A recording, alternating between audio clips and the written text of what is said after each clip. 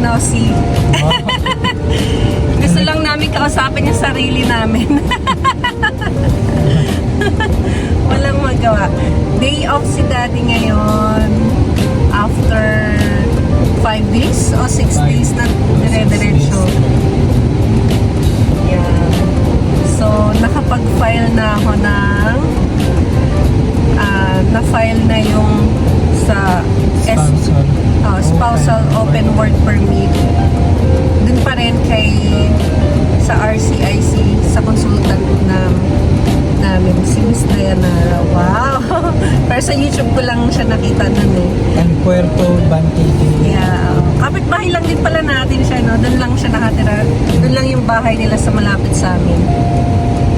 Tapos yun, na-file na siya. Nung November 28, na-file siya.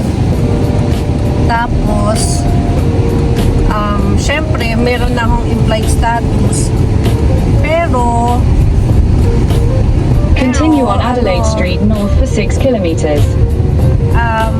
Resign na ako dun sa dati kong work. Kasi nga, nag-inform ako sa kanila ng maaga na yun nga na mawawala ng mag-expire yung work permit ko. So parang nagpaalam ako sa kanila na kung pwede bang i-hold nila yung line ko hanggang makapag-apply ako yung line status. Pero unfortunately sabi nga nila hindi daw pwede. Kailangan ko daw mag-resign muna, then kung meron na akong work permit, tsaka daw ako mag-re-apply na lang. So, ayun, maaga, siguro na, syempre diba, dapat nga 1 month before or nagsasabi ka kung magre-resign. So, nag-resign, nag-file na ako ng resignation nun. Then, nung November 28, nagkaroon ako ng implied status. Pero, hindi ko na inanuhan muna kasi nga, nag-start pa naman si Dad sa work niya.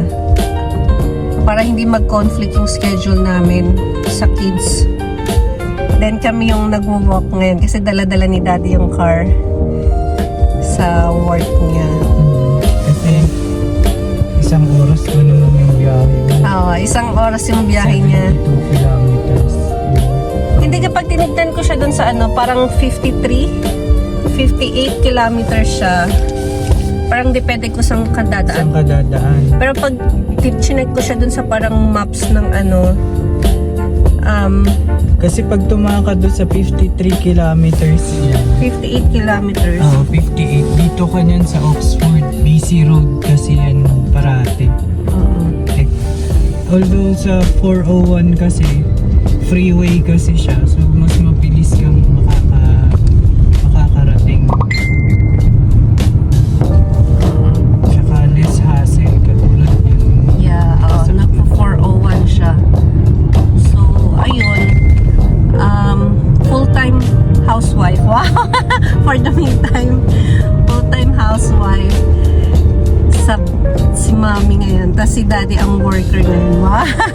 Kasi sila lumabas na yung permit nila agad. Wala pang 1 month.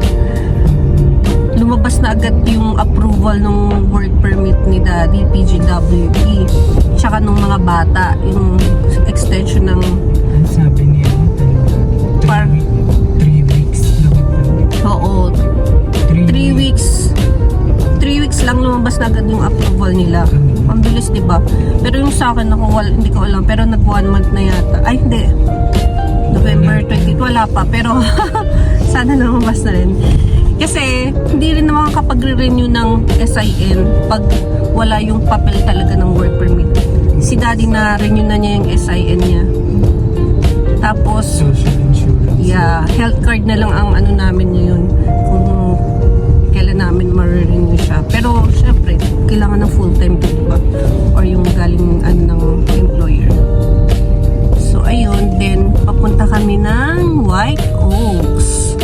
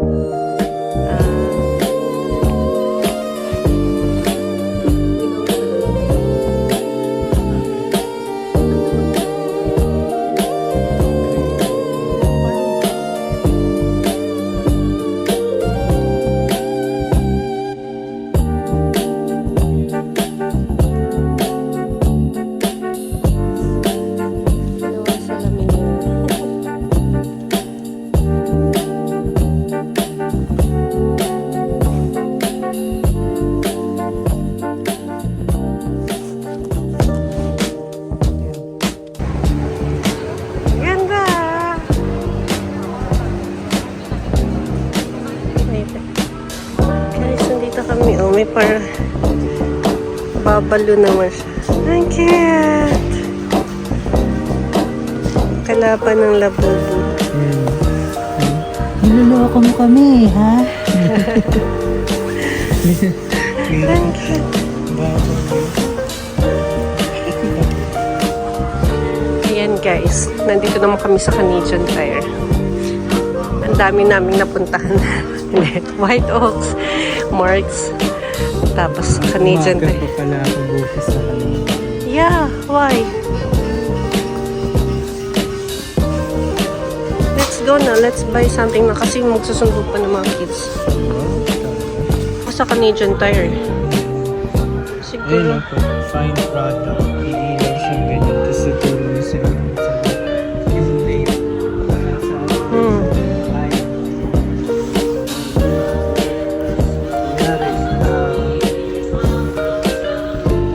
Kunyari, windshield washer fluid.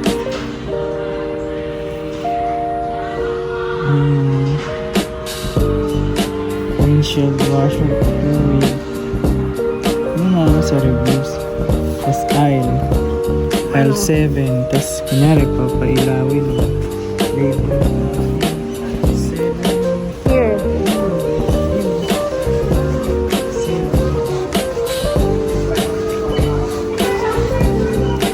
Oh, there. Hindi naman umiilaw ah. Ayun, umiilaw sa ta. Like, Hi guys, nasa Tinis kami.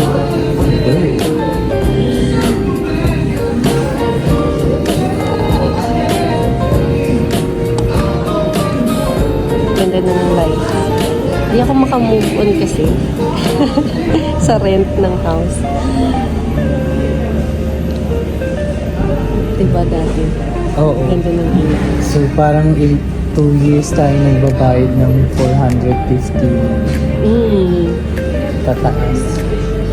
So kasi parang 1,695 lang siya ina-offer pala sa Facebook Market. Yung regular ano lang pala niya 1,650. Tapos kami 2K monthly. Parang ang laki diba? 1,650. So, gusto kong lumipat. Sayang eh. Sayang yung 400, Oo. pambayad din ng insurance. O kahit man lang yung sa cellphone, di ba? Sabihin mo yung cellphone, monthly cellphone namin is 50 kay daddy, tapos sa akin 39. So parang ganun. At least, wala pang premium. Pero, Di sana nakabili ka ng isa pang sasakyan.